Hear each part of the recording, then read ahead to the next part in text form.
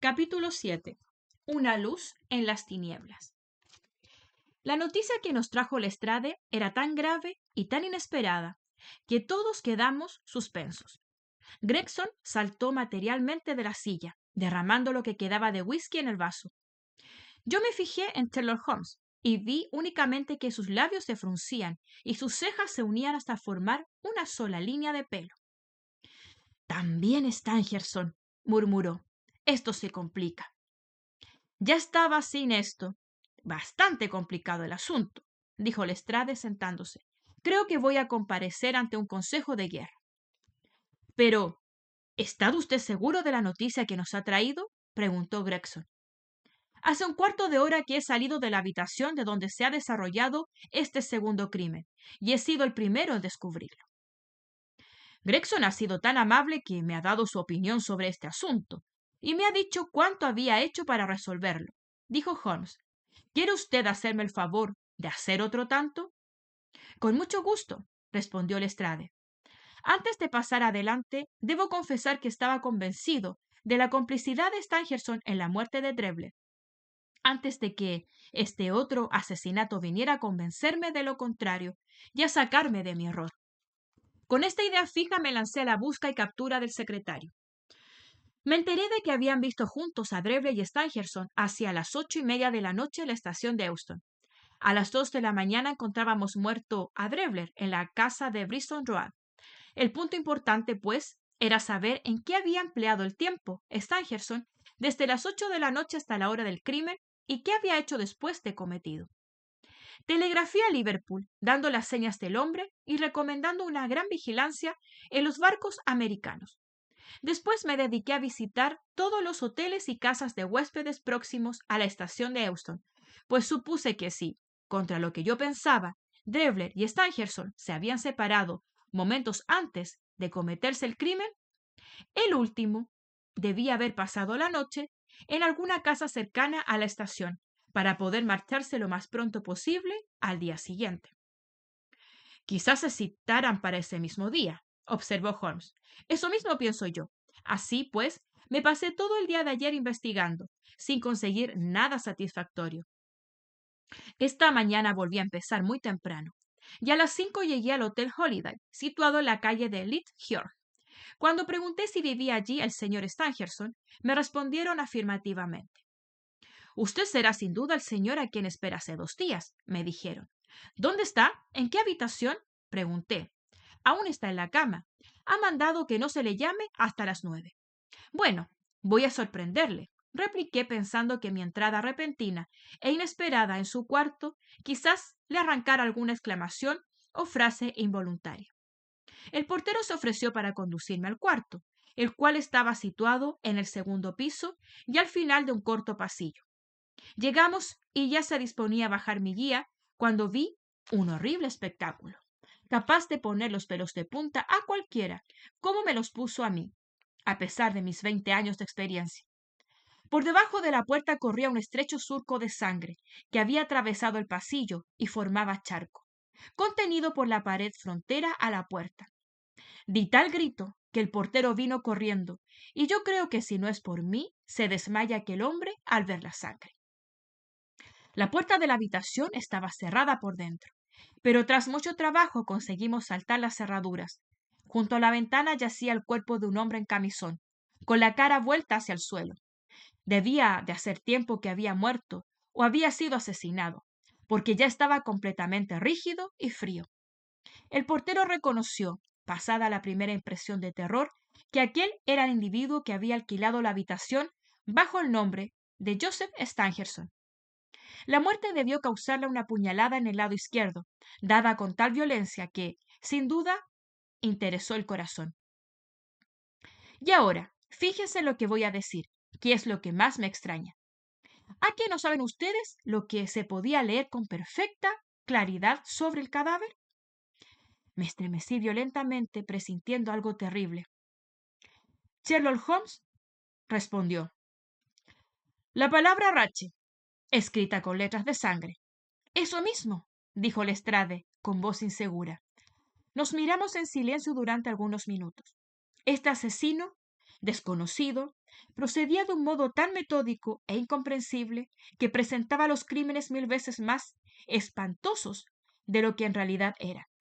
Mis nervios, que innumerables batallas no había conseguido desequilibrar, se excitaban extraordinariamente ante estos misterios.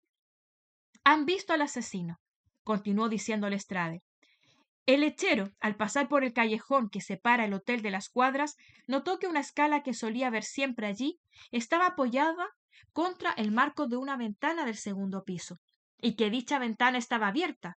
Después de haber pasado se volvió y vio a un hombre bajar por la escala, pero con tanta tranquilidad y con tan poca prisa que creyó, según me ha dicho después, que era un obrero cualquiera que trabajaba en el hotel.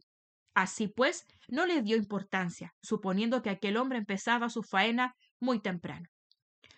Cree recordar que ese individuo era alto, de cara colorada, y que llevaba un abrigo oscuro. Siguiendo mis investigaciones, casi estoy seguro de que el asesino estuvo bastante tiempo en la habitación después de cometer el crimen, pues el cubo, según he podido observar, estaba lleno de agua tinta en sangre y las toallas tenían señales de haber servido para limpiar el puñal. Miré a Holmes cuando Lestrade acabó de hacer esta descripción del asesino, tan parecida a la que me había hecho Sherlock, pero no vi en su rostro el más leve indicio de triunfo o de satisfacción. ¿No encontró en el cuarto algo que nos pusiera sobre la pista de ese hombre?, preguntó. No, señor, nada. Stangerson llevaba en el bolsillo el portamonedas de Drevler, pero eso no tiene nada de particular, al contrario, es lo natural, puesto que era el encargado de manejar los fondos. Habría sobre poco más o menos 12 libras, y no se notaba en ningún mueble nada que denotara que el móvil del crimen había sido el robo. Es más, estoy seguro de que el asesino no ha matado a esos 2 hombres para robarles. No encontramos ni papeles, ni lápiz, ni tarjeta, ni nada. En fin, en los bolsillos de la víctima únicamente un telegrama fechado hace un mes en Cleveland que decía J.H. está en Europa, sin firma. ¿Nada más?, preguntó Holmes. ¿Nada más que tenga importancia? Una novela que el desgraciado había empezado a leer para dormirse y que estaba aún sobre la cama, su pipa en una silla, sobre la mesa un vaso de agua y en el alféizar de la ventana una caja con 2 píldoras. Sherlock Holmes se puso en pie rápidamente, lanzando un grito de alegría. ¡Por fin! He aquí el hilo que me faltaba. Ya lo tengo todo completo, exclamó. Los 2 policías le miraron con asombro. Ahora, continuó mi amigo con tono y voz confidenciales, puedo decir que tengo cogidos todos los hilos de esta maraña tan complicada. Me faltan, como es natural, algunos detalles, pero estoy tan seguro de los acontecimientos que se desarrollaron desde que Drevler se separó de Stangerson en la estación hasta que fue descubierto el cadáver, como si los hubiera presenciado, o si no, van ustedes a convencerme. ¿Tienen ahí las píldoras? Sí, señor, aquí están, dijo Lestrade, entregando a Sherlock Holmes una caja blanca. He cogido también el portamonedas, el telegrama y todo lo que he encontrado para depositarlo en la delegación. Confieso, sin embargo, que por poco no traigo las píldoras, pues no creo que tengan nada que ver con el crimen, el asesino y su descubrimiento. Démelas, dijo Holmes. Doctor, ¿podría usted decirme si estas píldoras son vulgares y corrientes? En realidad no lo eran. Tenían un color gris perla y eran pequeñas, redondas y casi transparentes a la luz. Su poco peso y su transparencia, dije yo, me dan lugar a creer que estas píldoras son disolubles en el agua. Muy bien, respondió Holmes. Ahora, ¿tiene usted la bondad de ir a buscar el terrier, ese que está enfermo hace tiempo y que ayer le suplicó a usted el casero que le matase? Bajé y subí con el perro en brazos. Su respiración anhelosa, sus ojos vidriosos demostraban que su muerte no estaba muy lejana. El hocico frío y blanco, como la nieve, probaba que ya tocaba a su fin la agonía del pobre animal. Le coloqué en un almohadón delante de la chimenea. Ahora corto una de estas píldoras y la divido en 2, dijo Holmes, acompañando la acción a la palabra. Meto una de estas mitades en la caja, porque quizás me sirva para otra vez, y la otra mitad la echo en un vaso que previamente habré llenado de agua. Ya ven ustedes cómo tenía razón el doctor al decir que estas píldoras se disuelven fácilmente. Bueno, todo eso será muy interesante, dijo Lestrade, con el tono de un hombre que no consiente que se burlen de él. Pero no veo muy clara la analogía que guarda con la muerte de Joseph Stangerson. Paciencia, amigo mío, paciencia. Ya se convencerá usted dentro de poco de si tiene esto que estoy haciendo alguna relación con el asunto que nos ocupa. Ahora añado un poco de leche para hacer más agradable la mixtura, y se la doy al perro. Ya verán ustedes que la toma sin la más pequeña repugnancia. Y efectivamente, mientras hablaba, había echado el contenido del vaso en un platillo. Se lo había presentado al terrier, y éste se lo bebió en un momento. Las palabras de Sherlock nos hicieron tal impresión que quedamos en silencio, esperando que la bebida hiciera efecto, pero nos equivocamos. El perro siguió echado en el almohadón respirando penosamente, ni peor ni mejor que antes de haber hecho con él el experimento. Holmes había sacado el reloj. Los minutos pasaban sin que ocurriera nada de extraordinario. Y al ver esto, la impaciencia y la decepción se iban dibujando en el semblante de Sherlock. Se mordía los labios, daba pequeños y frecuentes golpes en la mesa, y, en una palabra, mostrábase presa de gran excitación nerviosa. Tal era su emoción que al verle casi estaba yo tan afligido como él. En tanto los dos policías, entusiasmados por este fracaso, sonreían llenos de irónica compasión. Es imposible que esto sea una coincidencia, dijo por fin, levantándose de la silla y recorriendo a grandes pasos la habitación. Es imposible. Imposible. Estas píldoras, cuya existencia conocía yo en el asunto Drevler, aparecen ahora en el de Stangerson, y sin embargo son inofensivas. ¿Qué es esto? ¿Qué quiere decir esto? Mis conjeturas, mis suposiciones no pueden ser infundadas. Es imposible, imposible. Pero por otra parte, este maldito perro no se muere. Ah, ya está, ya está.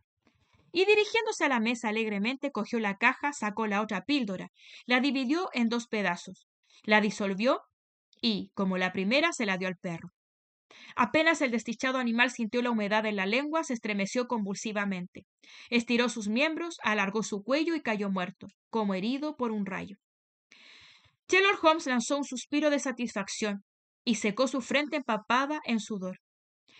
No he debido desconfiar, dijo. No he debido, con la experiencia que tengo, dudar de que, cuando se han hecho las presunciones que yo he hecho y no resultan ciertas, no es porque sean falsas, sino porque hay que buscar otro modo de explicárselas. 2 píldoras había en la caja. Una estaba compuesta con un veneno activísimo y mortal. La otra era inofensiva. He debido fijarme más de lo que me he fijado. Este acerto me pareció tan extraño y sorprendente que casi no lo creí, y pensé que mi amigo había perdido la razón. Sin embargo, allí estaba el cadáver del perro para demostrar lo exacto de sus conjeturas. Al oír esto y ver aquel cadáver, me pareció que se iba disipando la nebulosa que sobre este asunto tenía y que empezaba a ver claro. Todo esto le parecerá a usted extraño, continuó diciendo Holmes, porque desde el principio de sus investigaciones no ha encontrado usted, como yo, un indicio de verdadera importancia. Yo, por el contrario, sí lo he encontrado, y todo lo que después ha sucedido no ha hecho más que confirmar mis primeras suposiciones, de donde resulta que lo que a usted tanto embrollaba y arrullaba, a mí, por el contrario, me llevaba como de la mano al descubrimiento de la verdad. Es un error grasísimo creer que lo extraño es lo misterioso. El crimen más vulgar puede ser, y muchas veces es, más misterioso y más difícil de estudiar que otro cualquiera, porque no presenta ningún detalle saliente y particular que pueda servir de pista. El asesinato que nos ocupa sería, sin género de duda, más difícil si el cuerpo de la víctima se hubiera encontrado en una carretera sin ninguna de las circunstancias sensacionales que le han rodeado, circunstancias que, en lugar de dificultar nuestro trabajo, lo simplifican. Gregson, que había escuchado este discurso con impaciencia mal disimulada, no pudo contenerse más y exclamó: «Está bien, Nosotros reconocemos que usted, Sherlock Holmes, es muy hábil y muy astuto. Pero ahora no se trata de teorizar ni de hablar. Aquí lo que necesitamos es un medio eficaz para capturar al criminal. Confieso que me he equivocado en la pista que seguía a la señora Carpentier. Desde ahora aseguro que no está complicada en este asunto. Lestrade tampoco ha estado muy afortunado persiguiendo a Stangerson. Usted, por su parte, se ha contentado con deslizar de vez en cuando alguna que otra insinuación, como para darnos a entender que sabe, puede y sirve más que nosotros. Pues bien, díganos lo que sepa. Tenemos derecho a ello. ¿Quién es el asesino? ¿Dónde está? Opino lo mismo que Gregson, dijo Lestrade. Tanto él como yo nos hemos equivocado en nuestras presunciones, lo confesamos. Usted, que por lo visto sabe tanto, díganos lo que sepa. Creo que ya es hora de que deje usted estos misterios. El más pequeño retraso en prender al asesino, dije yo, por mi parte, daría lugar quizás a nuevos crímenes. Holmes, al ver que todos lo apremiábamos, pareció dudar. Siguió paseando por el cuarto con la cabeza baja y las cejas fruncidas, como acostumbraba cuando estaba preocupado. Ya no se cometerán más crímenes, dijo parándose de repente frente a nosotros. Estén seguros de ello. Me han preguntado ustedes hace un momento si sé cómo se llama el asesino. Sí, lo sé. Pero el mero hecho de saberlo no disminuye en nada las dificultades de prenderle. No obstante, espero conseguirlo pronto, gracias a mis procedimientos particulares y especiales. Sin embargo, hay que andarse con mucho tiempo, porque luchamos con un hombre astuto, capaz de todo, temible como hay pocos.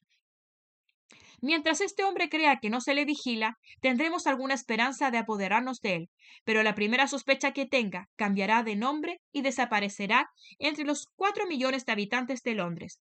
Sin que esto sea censurarles, diré que, en esta ocasión, tienen que luchar con un hombre más hábil que ustedes, por lo cual no he solicitado su concurso. Si fracaso, el fracaso será mío, y para mí nada más, pero tengo mis razones para esperar lo contrario. Termino prometiendo a ustedes unirles cuando lo crea conveniente, a mis combinaciones y pasos. Más adelante quizás les pueda decir algo más. No parecieron Gregson y Lestrade muy satisfechos con estas palabras, mucho menos con la alusión a la policía. El primero ya había enrojecido hasta la nariz del cabello, y los ojos del segundo brillaban animados por la curiosidad y el resentimiento.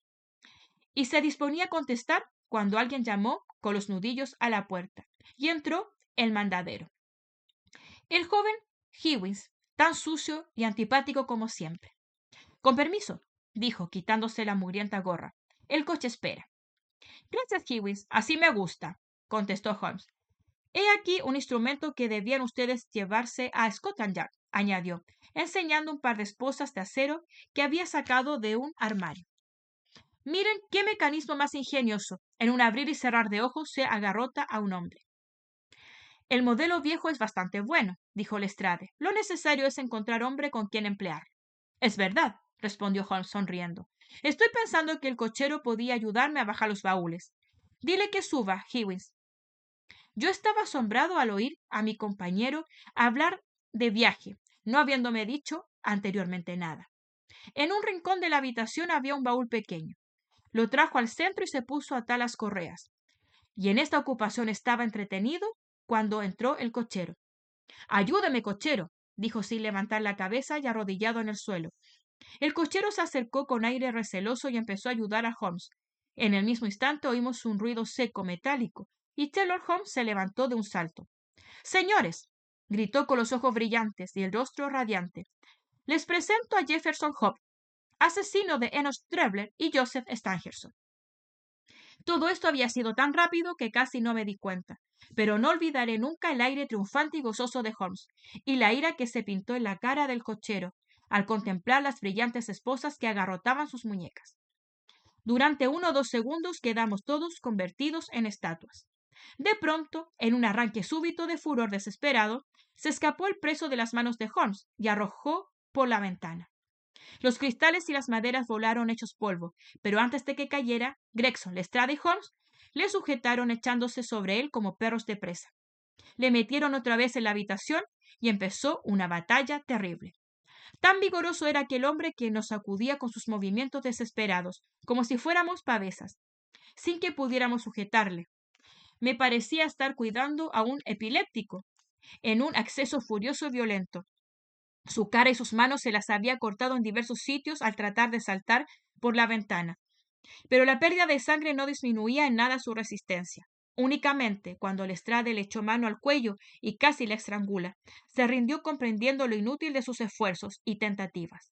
Sin embargo, hasta no haberle atado los pies fuertemente, como tenía las manos, no estuvimos tranquilos. Entonces nos levantamos sudorosos y jadeantes. Abajo tenemos su coche, dijo Sherlock Holmes. En él lo llevaremos a Scotland Yard.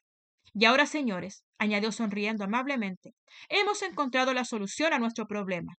Pueden hacerme todas las preguntas que crean convenientes, que tendré sumo gusto en contestarlas.